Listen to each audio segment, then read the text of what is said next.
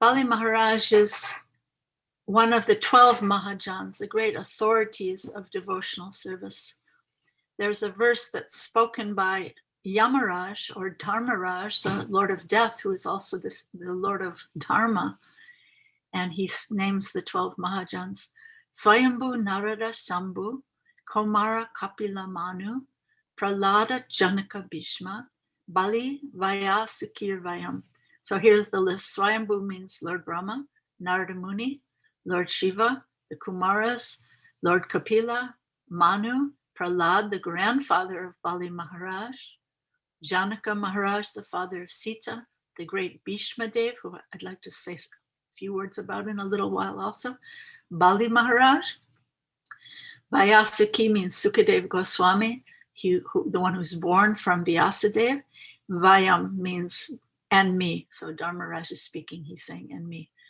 So just like his esteemed grandfather, Prahlad Maharaj, another one of the 12 Mahajans, he was, like his great-grandfather, Bali Maharaj is being severely tested by the Lord and receiving extraordinary blessings of the Lord. So yeah, this verse is spoken by Lord Vamandev. And in this extraordinary story, if you haven't read this story, I really highly recommend that you read this chapter, read the verses, and then go back and read the purports as you're able, because it's a really extraordinary tale. Bali Maharaj surrendered everything. He was now bereft of his riches, fallen from a high position of universal domination. He's defeated, he's arrested by his enemies, he's rebuked and deserted by his relatives and friends, except his extraordinary wife, Vindhyavali, who is named by name. She's extraordinary. And bound and rebuked and cursed by his own spiritual master, who he rejected. So Bali Maharaj gave up everything, but he would not give up truthfulness. He would not give up Dharma. He would not give up the vow that he made to Lord Vamandev. Let's see if I can just adjust the screen. Okay. He would not give up the vow that he made to Lord Vamandev, that you take these, yes, I give you these 3 steps of land. So it's an interesting tension here, I think, that Vamandev is speaking, and he says he himself spoke with pretense, untruthfully against Dharma. So here we have the devotees being glorified, while the Lord, the giver of Dharma, exposes himself as a cheater in order to uplift his beloved devotee. It's a beautiful tension. It's an extraordinary story. So what is Dharma anyway?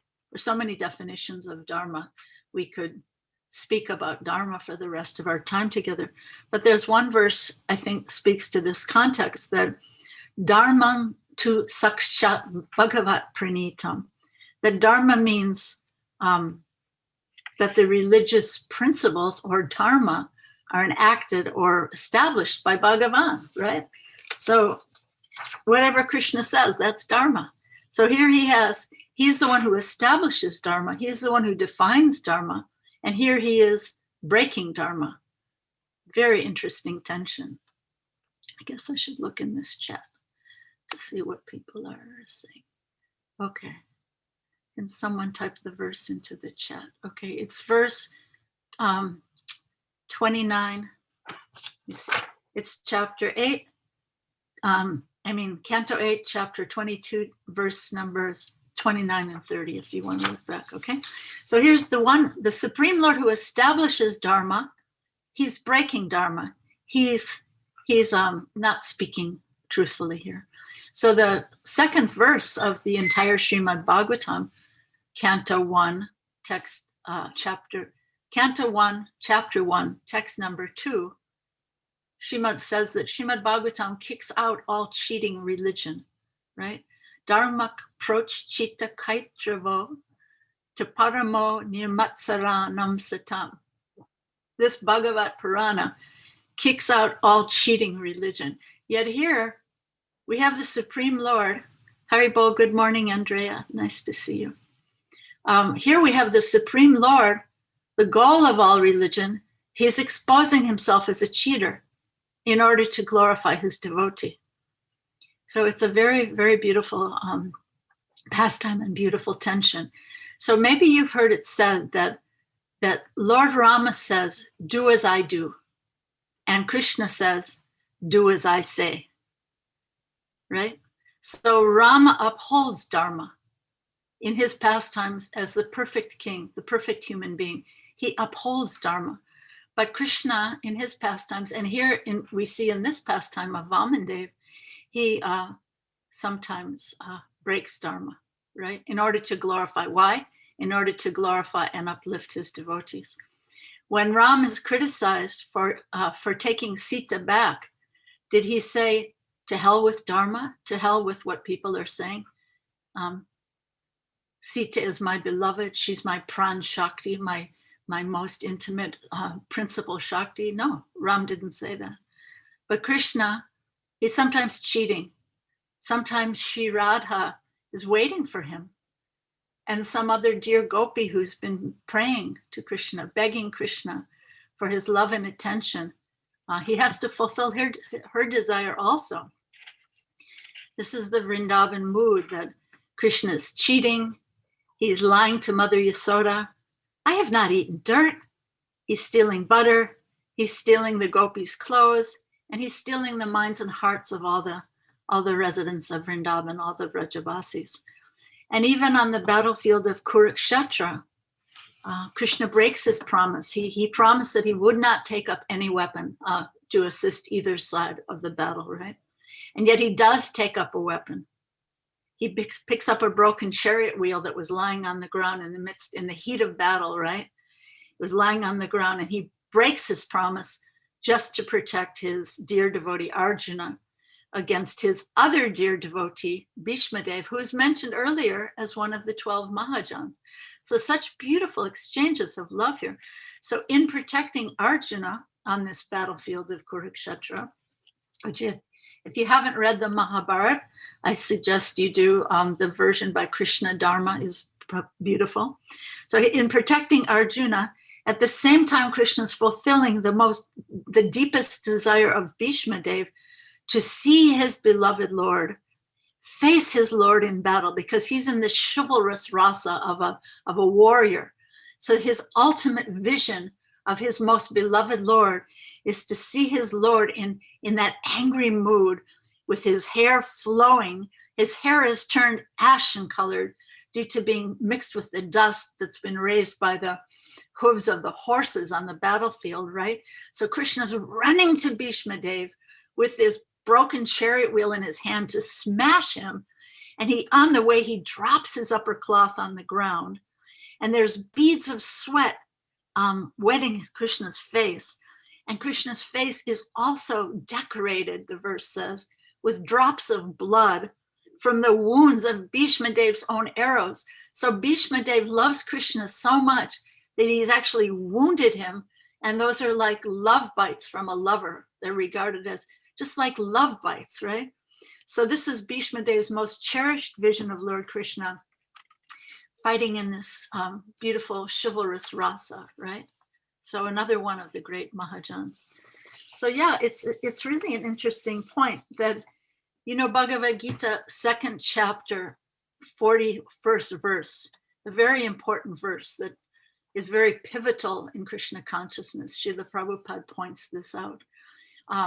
Vyavasayatmika buddhi, single-pointed intelligence, is what the devotee needs to execute devotional service. Ekeha kurunandana, bahusaka hyanantascha buddhaya vyavasayina. So Krishna desires to please all his devotees who call out to him sincerely, right?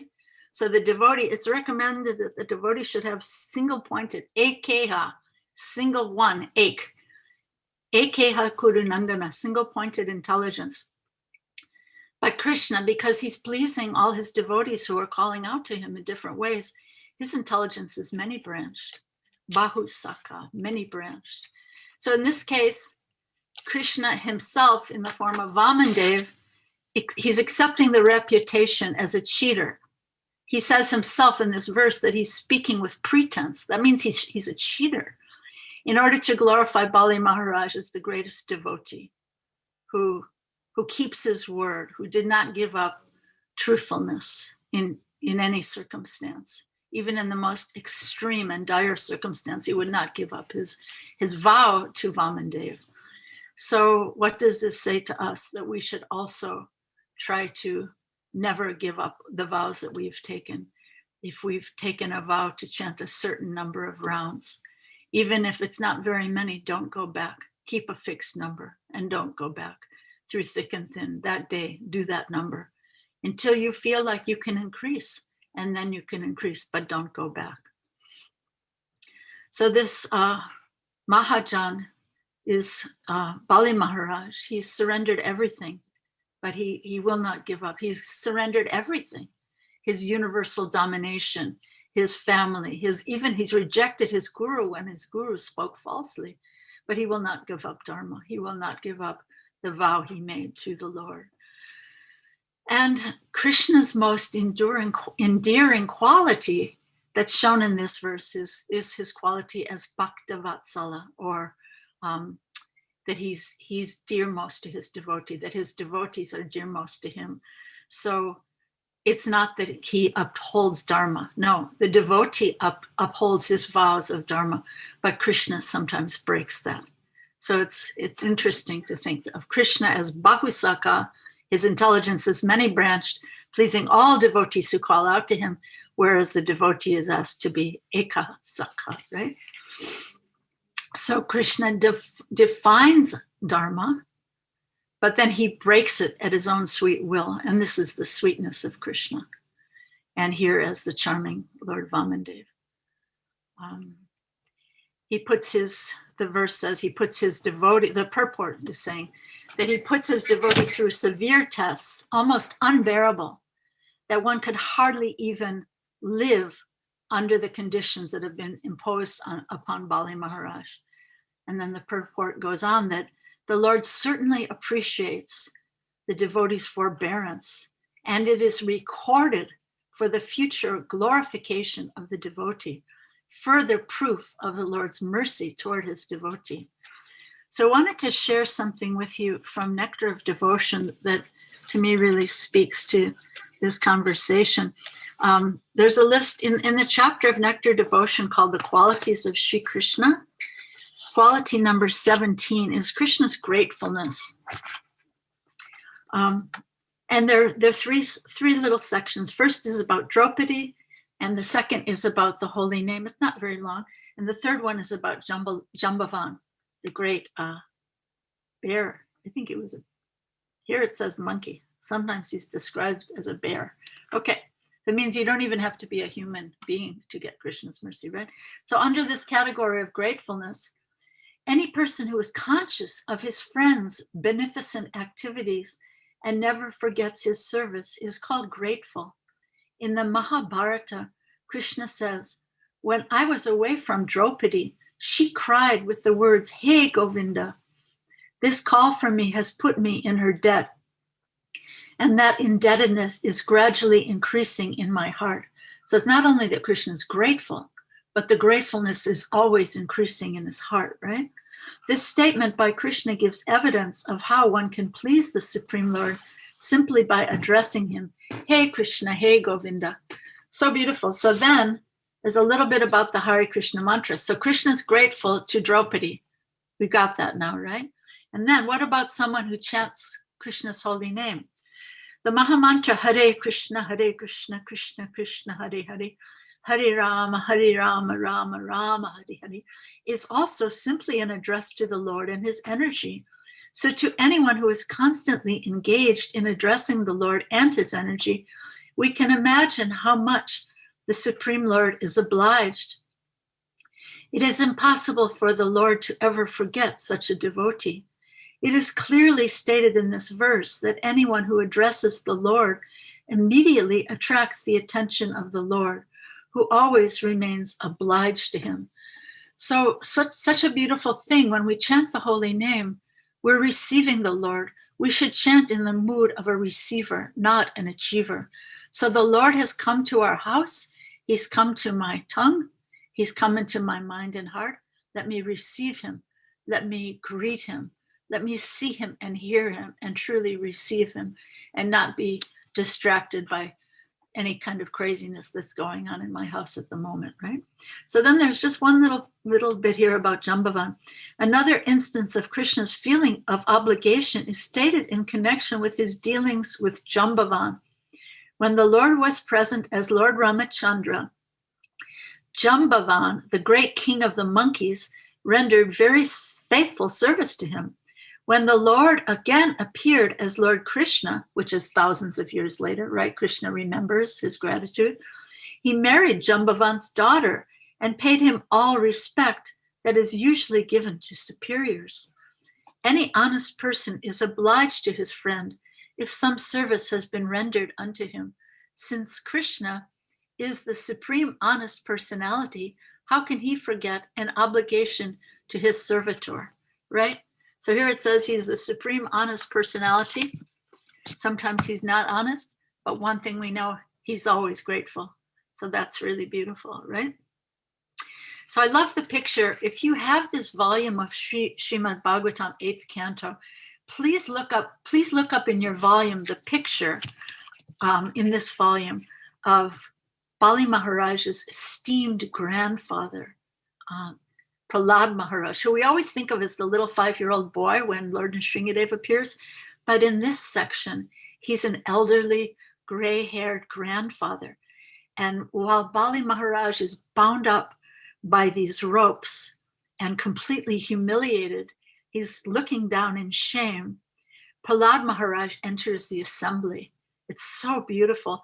Bali Maharaj is looking down in shame because everything's been taken away from him, right? But grandfather Prahlad Maharaj comes in, the most dear devotee of the Lord, it says, and he enters the assembly just like the moon rising in the nighttime.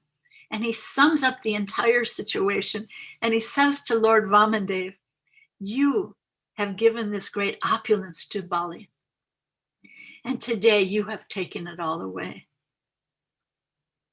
So if that happens to us, we should think, yes, Krishna gave me this body, now he's taking it away. Or Krishna gave me this wealth, now he's taking it away. Whatever we have gained or lost has happened by the will of Krishna.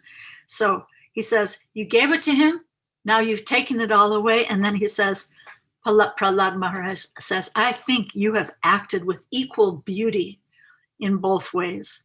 This is your merciful favor to him. So this is pure bhakti, when we can see that whatever's given, whatever's taken away is done with equal beauty and done by the Supreme Lord. So one other thing I wanted to mention, do you know the story, the backstory of Putana? I don't know if anyone's mentioned this before, but you know that? Okay, great. Carolina. Okay. The Brahma Vivarta Purana describes that when the daughter of Bali Maharaj, her name was Ratnamala, when she was in the assembly also, right? So when she saw the beautiful, handsome form of Vamandev, she at once fell in love with him. And she thought to herself, if I had a son like him, I would cradle him to my chest and feed him my breast milk. And then when Ratnamala saw Vamandev cheating her father, Bali Maharaj, taking everything away from him, she became angry. And then she thought to herself, if I offered my breast to him, I would smear it with poison to kill him. Prajarani, you hadn't heard that one before, huh? It's really good. So then in her next life, she becomes Putana because Krishna is so grateful, right? He's so merciful. So he gives this Ratnamala the opportunity to fulfill both of her desires. As Putana, she gets to offer her breast milk to Krishna as a mother, and she gets to try to kill him as well. Of course, she can't be successful. But then Krishna, out of gratitude, he gives her a destination in the spiritual world, the same destination he gives to those who are his actual nurses in Vrindavan.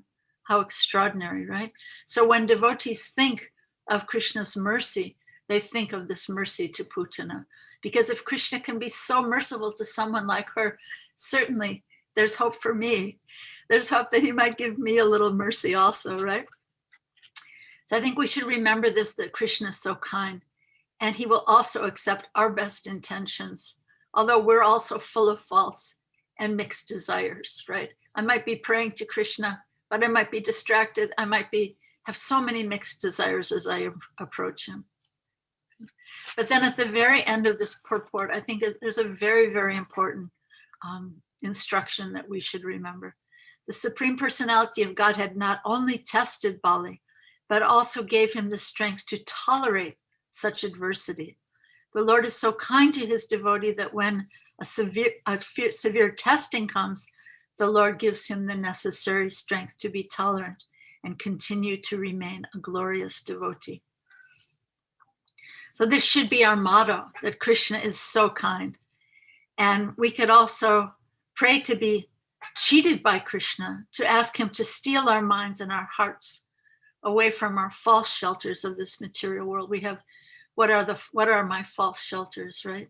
Prabhupada calls them fallible soldiers.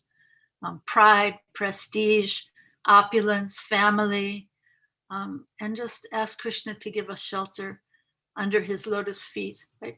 He put his lotus foot right on the head of Bali Maharaj. So pray to Krishna to put his lotus foot on our heads also, and give us mercy in the way he gave Bali Maharaj. So these are a few thoughts on this verse. What do you all think? What was important for you? What was a takeaway for you? Would anyone like to share what was important for you here?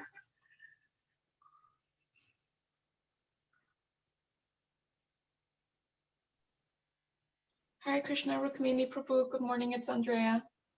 Good morning, Andrea. Gracias. Muchas gracias. Gracias a ti. I just wanted to share that what really resonated for me is the idea that the Lord always gives us the strength to tolerate when we're given challenges, just because, as you know, my constant challenge of my health, that really, really, really helps in terms of reminding me that he's never giving us anything that we don't have the strength to tolerate, as long as, I'm assuming, and I don't know if you could clarify, assuming that we connect to the strength of him in our heart, right? That as long as we don't forget that that's there, is right. That kind of what you meant? Right, because remember the story of Draupadi. She's trying to protect herself by her own strength, right? And then finally, she's looking at her husbands. Okay, I can't protect myself. And she's looking at them, and they're, the greatest warriors, the great Pandavas, they're all helpless too. They can't help her either. They're useless. And then finally, she puts her hands up. So when we take shelter of Krishna, no matter what that test is, and, I pray that I'm not speaking beyond my realization, that if great tests ever come to me, that I will also be able to take his shelter, because then it becomes like you see in New York City, the bicycle guy is holding on to the back of the truck, and then they're going at 40 miles an hour, just like the truck, right? So we can be pulled and uplifted and empowered when we take shelter of Krishna. And then we can do impossible things. That famous story of Prabhupada telling the devotees in Los Angeles, they said it's impossible to complete this Chaitanya Charitamrita in the amount of time you're giving. Prabhupada turned to them and said, impossible is a word in a fool's dictionary. So what does that mean? It means someone who takes shelter of Krishna can do impossible things, which we see narrated time and time again in Srimad Bhagavatam. So many impossible things are done by the grace of Lord Krishna when a tiny devotee takes shelter of him. So thank you so much. I think that's really an important point. Thank you so, so much. Jai. Who else has a thought? Hare Krishna, good morning. Good morning, Brajarani. So many beautiful things, including, I also made note of that same point that Andrea mentioned. But, I don't think of, when I read this Leela, I don't often think that Prahlad Maharaj was alive during this whole thing. With all of Bali Maharaj's, conquering and getting and all that stuff, his Prahlad Maharaj was present, at least in the universe. Who knows where he physically was, but was present during all of this. And I think we know he's his grandson, but somehow I don't connect that he's actually also sort of witnessing this entire thing. And he must have been there right in the palace, right in the same palace, right? Joint family, right? There he is, right in the same palace. All this stuff is going on. Amazing. Yes, including his grandsons, sort of going to war and sort of conquering and all. I mean, he's watching the whole thing, right? This that it's both great. He gives to Bali with great opulence, and he takes it away, and it was done. And both of them are done with equal beauty. I love that. So this is the consciousness of bhakti, that whether I'm receiving or whether everything is being taken away, if I can receive it with it, that it's coming to me with equal beauty. This is profound. Actually, it reminds me of something Sachinandan Swami once said. He had a very saintly grandmother, and she was dying, and he asked her, "Grandma, how does it feel to be dying now?" And she said, "When I am living, I am in the right hand of God, and when I am dying, I am in the left hand of God." So beautiful. This is the consciousness of a saintly person in whichever tradition they're found. So yeah, thank you so much. Good to see you. Anyway, who else has something that they would like to validate and repeat for our further remembrance today, my dear friends? Hare Krishna, can you hear me? Yes, so well. All right, it's Angelica here.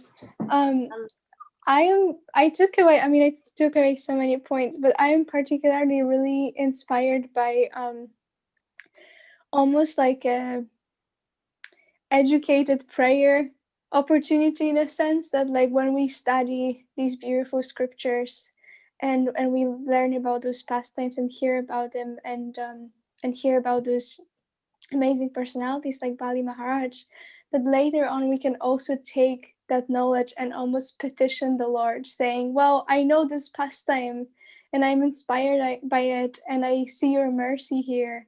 Please bestow a little bit of that mercy on me, because if Putana got it, then I'm having hope. And it's just kind of like this I guess for me it's also very important because it reminds me so much of litanies that are in Catholic Church, which is kind of like praying the Holy Mother who did this and that, or the Virgin Mary who referring to specific pastimes. And so it's almost for me like creating this litany in my own mind and heart to later on aid me in prayers. Beautiful. Creating a litany in your own heart. Yeah. The fact that Krishna gave this such a spiritual supreme destination to Putana, there's hope for us, even with our own mixed, crazy desires, that Krishna will, like, if there's a word, sargrahi, that Krishna will, like a swan, extract the essence from our prayers, right? Even though our minds might be flying all over the place, we try again, but Krishna will extract that essence, and we'll get strength as we practice, right? Thank you so much. Such a beautiful meditation. Thank you. Anybody else have any thoughts? Haribol, good morning, Mother Rukmini. Good morning. So good to see you early in the morning. Wonderful. So good to see you, and thank you for a wonderful class. Totally agree with everyone. So many wonderful points. It's hard to pick one, but I loved and I laughed when you said, it's like, Lord Ram sent Sita away, but Krishna might not have done that. And I love that he shows again and again through that and through this, when he says, abandon all religion and just surrender unto me, he always brings that love is the highest principle, that Shara is showing, glorifying my devotees, even above anything else. It's always love is the highest principle. And so I really think that this exemplified that. And I love when you made that point. It's like Ram has got to play by the rules, but Krishna doesn't have to play by the rules because love is above all. So thank you. Krishna's the original. He makes the rules and yet he breaks the rules. I love that point also, that a devotee is expected to be that single pointed intelligence. But Krishna, he has many, many prayers that he has to answer coming from every direction. So thank you so much. Thank you for your generosity to me also. Thank you so much. Who else? Anybody else have any thoughts before the beautiful Radha Murlidhar show their supreme, most beautiful Carolina. Carolina. It's Chandravalba, actually. You should change your name in the chat. Yeah, I keep forgetting. I'm sorry. I marvel at the. I love the name Chandravalba. Please. Thank you to my Gurudev, Interdumna Maharaj. I love the comment about the litany. I love the Sanskrit here and all the expressions. Sometimes just meditating on the different phrases really sinks in, like the Satyamanana. And I looked it up, and Satyamanana also is used in expressions such as I completely agree, such as my mind is filled with truth. And I love to take like little thing like that from the verse because it's easier to just carry through the day and just meditate. Satyamanana, I agree, my mind is filled with truth. And the sentence here from Srila Prabhupada translation. Therefore, those who are advanced in spiritual knowledge see unity in diversity. That is like the most contemporary, politically correct. This is what we're all about now. So it's like, wow, Srila Prabhupada, you really shoot it forward with your, even like sometimes where your thoughts were was truly guided. And I sometimes marvel at like multi-layer meanings of Srila Prabhupada's translations, how they can be taken, today for a different inspiration. And I'm just sitting here with gratitude, and thank you, Rukmini, for your words. And I love your style. It's so devotional and passionate at the same time. It's passionately devotional. So are you studying some Sanskrit now? Always. I'm just always Sanskrit nerd because it helps me to absorb things. So thank you. So much. Well, I have to say that sometimes Prabhupada might be politically correct, but many times he's also politically incorrect. So maybe we can try to see the beauty in the political correctness and the times when they're not so politically correct as well. But thank you. Thank you for your thoughtfulness. Thank you. Do we have any time for another thought or question? Another beautiful litany of prayer? Yeah. Ready? You go by this clock? My clock says 3 minutes. Anybody else have a thought? Yes. I actually have a thought. I agree with Angelica, and I was so happy she spoke up because oftentimes we self-convict ourselves and we feel guilty for things that we may have not followed through in our dharma. And to know that Krishna has mercy. I always say this, but to listen to the Bhagavatam or reading the Gita, the Mahabharata, it is liberating. It is liberating because we become our own judge, and we are not the judge. So we sort of, I feel that I could imprison myself. I become my own warden. That's so true. I've been feeling the same thing. I have my own internal judge, jury, and executioner. And it's time to say goodbye. It's time to release them. They've served well, and it's time to say goodbye. Thank you. Thank you so much. Thank you, Angelica. Hare Krishna.